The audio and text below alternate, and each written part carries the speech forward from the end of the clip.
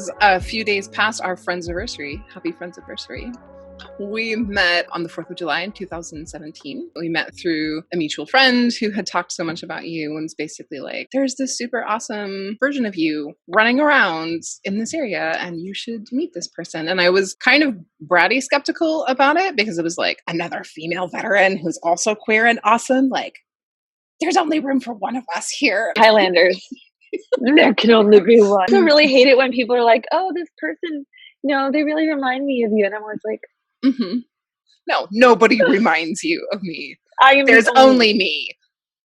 You could think of me. The only one that exists. Because I'm not selfish and egotistical. But we're not the same. We're not the same. Anyway, every 4th of July for all the years before that, I had avoided going anywhere. It mostly looks like me laying in bed with like a blanket over my head and headphones and just trying to not freak out. That year was the year I was like, fuck that. I'm going out and I'm going to face it and I'm going to look at it. But I hadn't been to an area where people were just setting off bombs in the alleyway, which is what that felt like and sounded like to me. And when I got to the place where we both met, that is exactly what was happening. And it was horrible. But then you were there. So we finally met. Your sweet pup, Tesla. Is Tesla near you? No, she's chilling out. If Anyway. she comes through, she might have to go to the bathroom, so she may. So I remember very clearly that Tesla kept coming up to me and getting in my face and being very sweet. And that you said, oh, Tesla's tagging you. We might have had conversation before that, but honestly, I was not in a good space. So I don't really remember what else we talked about. But I remember you saying that Tesla was your service pup. And that one of her gifts and talents is helping ground people who are experiencing PTSD. It was really special because I didn't have to tell you, this is hard for me to be here because I have PTSD because I'm a combat veteran. We knew that about each other. However, it was just like an unspoken connection. Yeah, and it wasn't something we had to acknowledge. Right. It was like, oh, I know what you're going through. I feel I've dealt with the same shit too. So has Tesla. So right. She knows what to do. Here, let me please just pet my belly, Right. And then our conversation from there, it was mostly like us with some drunk men who were like, why don't you think this is awesome? We're going to set off fireworks in the backyard. And we were both like, can you fucking not? Let me explain why I don't like this. And we were like finishing each other's sentences of explaining, well, this was my perspective. And this is what this is like, comparing it to wartime. And that's when I feel like we really bonded. As time has gone by, I've really valued learning more about you and sharing our stories. And we have so many overlapping components to our lives. And even, I think it was like right before we decided to start the podcast that we discovered even more things about each other. And so I would love if you would share some things about yourself so that our listeners can learn about those things as well. All right. So I was in the Army. I joined in 2004 when I was in high school. There's one thing. I joined the Army though. And what you joined the Air Force. All right. So the Army didn't want me. Oh, sorry. They were like, "Oh, you want to be in intelligence? Like, we don't need your time." Intel would have been the only thing I ever would have reclassed to, but instead, I went combat medic, 68 whiskey, healthcare specialist. Can I say too, you're saying Intel is the only thing you would have reclassed with. When I joined, I selected Intel as my top option and surgical surgeon's apprentice as my second one, and then something to do with medics as my third option. So they chose Intel, but my other options were also medical. See? Life finds. Damn me running around. I deployed to Iraq. You deployed to Iraq as well. And we both volunteered. And we did. We both volunteered. I was a civilian contractor for a long time after that. And I was in Afghanistan for a few years. I worked with MC4 and the USO. And then I came back home and continued to drill because I was in the National Guard. And I drilled and then I got out after 14 years. That's a long time. In 2018. I would have really liked to stay in and retire, but I felt like I was at the point where I still enjoyed it, but I was right on that edge where I was about to be that crotchety old sergeant, and I didn't want to be that person. And then I got out, and worked for a little bit in a civilian job, and then I got pregnant. Through that experience, I ended up having really exacerbated like PTSD issues, and I ended up going through a really intense healing journey with that. And now I counsel or talk to people about PTSD options that are out there and not provided by the VA.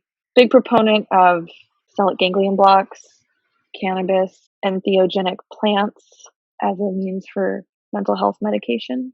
I'm really excited to be doing this podcast with you. We have a chance to discuss other things. Like, I'm a multiracial woman. I am queer, as are you. So there are just so many interesting things along our lives. Why don't you give us a little bit about yourself? Okay, so I live in the Pacific Northwest, which is where we originally met. I have a holistic health and wellness practice. I'm 35 years old. I'm definitely cutting this out. I'm 34. No, I'm not. I will be 34 this year. Oh, sweet. Wow. I just jumped my age. Wow. I will be 36 this year. But I feel like every few months I have to stop and think and be like, how old am I really? I always remember how old Joey is, but I can't remember how old I am. So I'm like, okay, I'm 1 year younger than him. My reference is my mom because we're 20 years apart. Me and my mom too. I'm dead serious. I feel like nobody's going to want to listen to this podcast. They're going to be like, they're lying.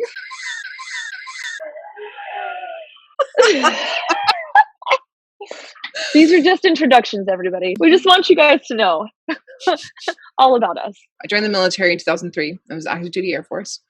I was a senior cultural and religious advisor for the majority of that time. I worked in counterterrorism, specifically in support of OIF, Operation Iraqi Freedom, which always sounds weird to say with all this time having gone by and perspective. And like Operation Iraqi Freedom, that we just named it, just sounds so like America! Arrogant. We're gonna freedom your country! You don't take our democracy, then fuck you! Right. For real. Those are all the things that I think of when I say Operation Iraqi Freedom. Yeah, so I was an international briefer and trainer, an instructor. That's something else we have in common. We were both instructors. Yes. International instructors. International instructors. In international government instructors. Yes, so that was something else that I did. I was an interagency and joint force liaison, the go between sharing information and presenting information between different agencies, militaries, and government organizations. Oh, and I worked counter drug for a very long time. So I have a very specific perspective on the war on drugs and what a clusterfuck mess that is. Sometimes if I share that information with people, they'll be like, oh, so you're all for like arresting people who do drugs. No, I know exactly how fucked up it is. Like what the roots of it were. Yeah.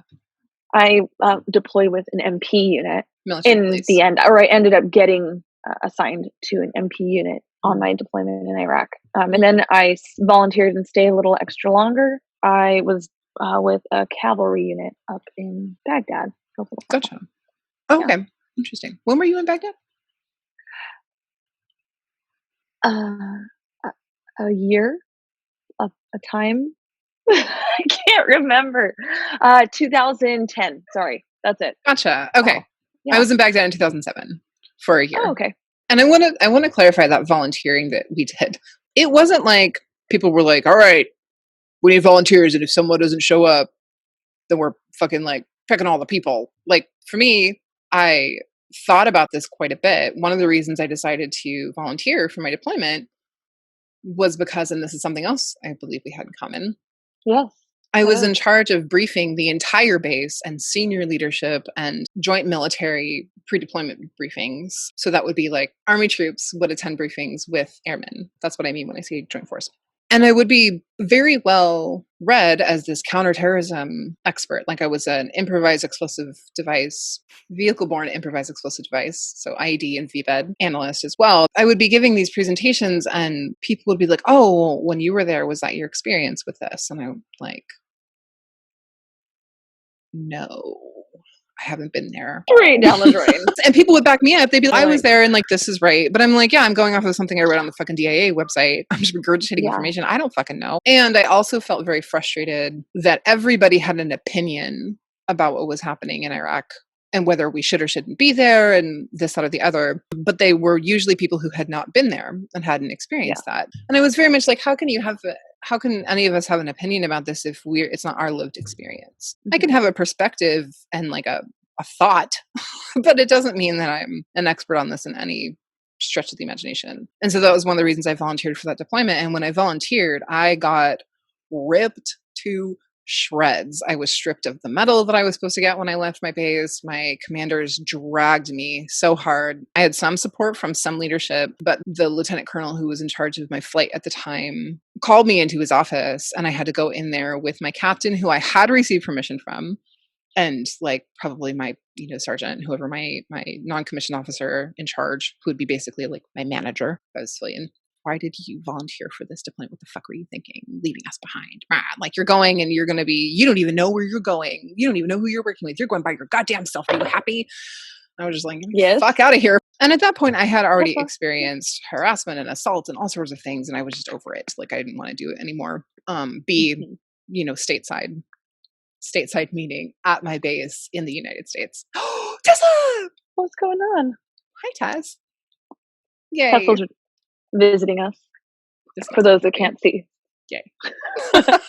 Tesla's my dog, if you didn't know.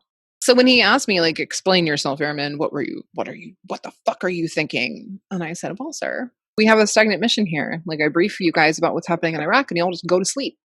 Like, nobody pays any attention. I don't want to keep doing this. Like, I want to know what you guys are actually going through. And as a female airman in what all the other services would call like the cheer force, because, y'all are hella lazy and don't have to experience anything except for cushiness. The cheer force. I don't want that. That's not why I joined the military, which is when I joined the military, I had every intention of never deploying, but I wanted to embed with other services so I could actually understand why they were coming back with PTSD and anxiety and what that experience was like. When I deployed, I was like one female airman serving with a couple other females from different services, and then all men. When I got to Iraq, I was completely alone. Anyway, yeah, volunteering, it wasn't like I was voluntold to do it. Right. I was just like, I want to do this. This is important to me. What was your experience like? I volunteered at the end of my first marriage, like the good soldier that I am. And I had been instructing like week-long CLS courses in Minnesota. Combat Lifesavers? Combat Lifesavers. So it's like first aid for the battlefield. Same experience. I felt kind of silly teaching people about trauma and what it was like to, take care of people under fire. And I had never had that experience. Right. And I, of course, was thinking like, oh yeah, I'm not going to get PTSD because I'm better than everybody else. But that's not the case. PTSD does not discriminate. And if you think that nothing's going to happen to you mentally or whatever, it probably is going to happen to you. You need to be aware and recognize the things that are happening in your body. But unfortunately, we don't teach soldiers how to do that. I mean, I think MRT and the resiliency training that we're doing now is, but not so much back then. Yeah, I mean, at the time, even for me, it wasn't like, how do we prepare you to deal with trauma and PTSD? It was like, you need to suck it up.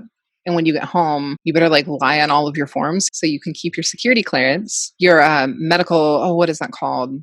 Your reintegration, like when you come back and your post-deployment checkups. Post-deployment health assessment? Yeah. Yes, your post-deployment health assessments. You just need to say you're fine and then make sure that you're deployable, because otherwise you're going to be punished. So it wasn't like, let's help you work through this. It's just like, fucking suck it up. There's so many things that we could be doing. Like I used to run yoga classes in the mornings for the USO when I was in Afghanistan as a civilian. Mm-hmm. I didn't so much as teach. I put a video on and I sat at the front of the class and did yoga with them. And we just did it all in a giant warehouse. Implementing things like that into regular fitness schedules are the least that people can be doing over there, just to deal with calming down their bodies, stretching, working on just taking care of themselves.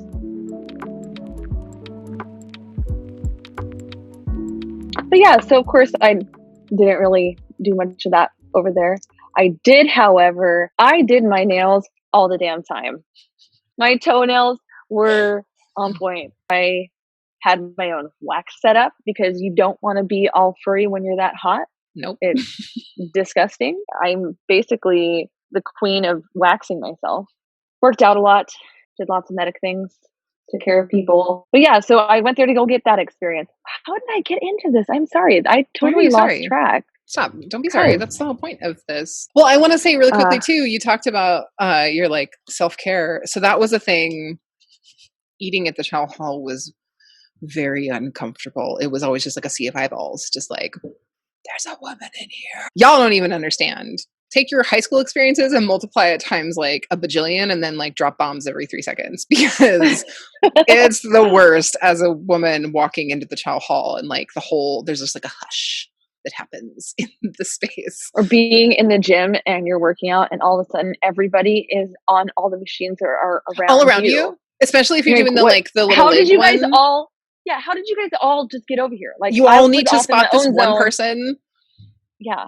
Or when people come up and try and talk to you, hey, and tap you on your shoulder, and like, hey girl. I'm like, the fuck do you think you are? Like, that is so rude. Do not bug me to hit on me while I'm working out. I am in the motherfucking zone. This is where I am. That was where I would get my head right. Like, this is my church. Oh, someone didn't turn their cell phones off. I'm sorry, it's my dinner reminder, but I ate dinner before this. I'm sorry, you're right. Sorry, OPSEC, hold on. The phone was on for you, Lauren, so I didn't miss it. Thanks. It's way past time, so that's a horrible excuse. So I like did my hair, like, keep my stash trimmed, and I would show up places and guys that I worked with, or I would like go through the gate even, or go through like your checkpoints, and my Marines would be like, ma'am, I don't want to be weird, but thank you for smelling nice. Almost every day. Your hair looks very nice and I don't need to be weird about that. Oh, you guys have been here for like a year and a half. It's the least I can do. Just entertaining the troops with my eyeliner. Man, I had to have like a monthly recurring order come in from Victoria's Secret. Oh my God, yes. As ladylike as possible. Yeah, I was like, if I have to wear this and be gross for a year and be sweating my freaking took us off, I'm going to feel nice underneath all of this. But we would take our stuff to go get washed. And I had like a recurring order that had to come in with fresh undies. Because they'd either come back like dirty or they just wouldn't come back at all. Like I would like dump my underwear stuff out at home and they would just steal my chonies. And I was always like, the fuck are my underwear? There were like 10 in here and you gave me 3. Exactly. Where's my underwear? You could inventory your stuff too. But then when I realized like, you guys are still going to steal my underwear whether I do this or not. So I'm just like, fuck you guys. Weirdos. Shit. Fucking weirdos. So then I would go and I would see the same guys doing my laundry. They'd be like, hello, Barrett. And I'm like, what are you doing with them? Oh, and then when you have to go and you have to like go through it to inventory. Yes. So then I would be like surrounded by a bunch of fucking dudes and I'm like pulling out my fucking lazy ass underwear. And I finally got one of the mesh baggies where you could just show and I'd be like, there's 4 in here. Just give me one back, please. Just at least one. I like need that. If you're downrange and you're all hot and gross, you pull your undies out and it's like, Grundle. And then all the guys around me are like, what are you doing? Making eye contact while I like pull my stuff out. This place so much. Like, don't look. Do not look at my dirty clothes. Look away. Right. Like, I ain't looking at yours. Don't look at mine. Like, these are my period underwear. Would you like to see these? Also, men's underwear. Disgusting. so like saggy and like, holy, don't you want new underwear? We don't care. Yeah. And I was in Basra before that, down south, like 30 minutes from Kuwait. It was really hot. Really hot. Mm-hmm. Very hot. I feel like people don't know heat until they've been in like 115-degree weather in a uniform up to here. Yes. It's I had hives for like 9 months. Mm-hmm. I got heat stroke. Yeah, it is nasty. It's gnarly. And once you get those and heat hives, they're so awful. I used to get disgusting. Like I couldn't wear my bras. I couldn't wear underwear. And it was just my skin having some weird reaction to whatever, which is probably under some listing of Gulf War syndrome. Right. Oh, I had like plantar warts on my feet and like things I never experienced, about so many skin issues. The first time I ever got some kind of monster athlete's foot was but that was from sharing showers with like, sorry, Navy women who were kind of gross. Specifically my roommate would only bathe like once every 2 weeks. You know, that's the thing. Unfortunately, being in the military, you see some of the cleanest people and some of the dirtiest people. Some of the dirtiest people. Individuals who identify as women can be very, very dirty. Very. Like, I wondered so often, like, how do these people live outside of here? Like, there's people here doing laundry for you, and you're still messy and dirty all the time. Your room looks like a hot mess. I don't understand. Like, clean up after yourselves. I mean, but so people, I would like to say, and it isn't just 2 women or men, but it was shocking. I clearly assumed that we were the higher creatures and we were all clean. No, that is not true. We are equally as filthy. Oh God. Yeah. I had lots of like really dirty roommates and really dirty, and I'm not talking about messy. Like, I can be messy just like the next person. I mean that whole like, they just smell bad.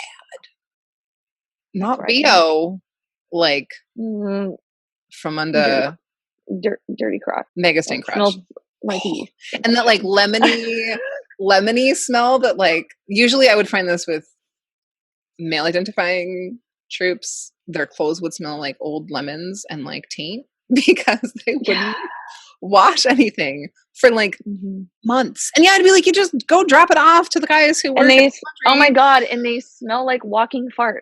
Like, just the smells that you smell. It's like in my mouth right now as we're talking about it. This is very triggering. So gross. Just so gross. Oh, I can. Oh God. Yeah. I love that. Yes, definitely learned how disgusting people were on deployments. And then I realized I'm like a psycho. And I am a lot cleaner than a lot of other people. And maybe I am a higher creature, I guess. Not snotty about it at all. And I'm not saying I had bad roommates, because I had pretty great roommates. So I got really lucky. I had just the worst. Oh no, I'm still good friends with probably almost everybody that I roommated with. I love them, and I will love them till the day we pass over the Rainbow Bridge. That's so good. Sorry, I'm trying to listen to you, but I'm just like in my like trauma shock space right now. My roommate for the first couple months in Iraq was so gross. Oh God, yeah. Actually, there was a guy I had a crush on in Iraq, and he was so lovely and handsome, and I just couldn't bring myself to get any closer to him because he just stank. He was so gross.